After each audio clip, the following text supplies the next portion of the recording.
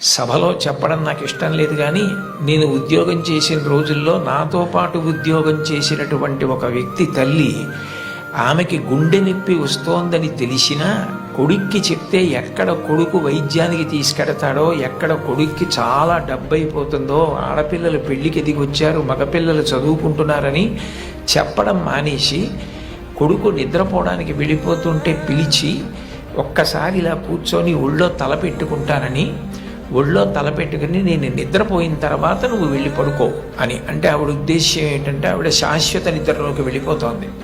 ఆ కొడుకు ఒళ్ళో తల పెట్టుకుని పడుకుంటే కొంతసేపటికి తల్లి కదలటం లేదని వాడు కదిపి చూస్తే తల్లి శరీర త్యాగం చేసేసింది. ఆ తర్వాత తెలిసింది, తన భార్య చెప్పింది, కొంచెం గుండెల్లో నొప్పిగా ఉందమ్మా, బరూపం చేయలేకపోతున్నాను, కానీ వాడికి మాత్రం నువ్వు చెప్పకు సుమా అని ఒట్టేయించుకుందిట కోడలతో. అది తల్లి అంటే.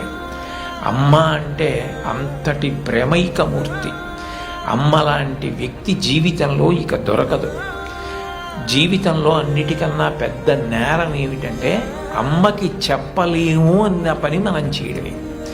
ఏ పని మనం చేస్తామో అది అమ్మకి చెప్పగలగాలి. మీరు ఏ పని చెయ్యండి, ఇది అమ్మకి నేను చెప్పలేను అన్న పని మీరు జీవితంలో ఎప్పుడూ చెయ్యకూడదు.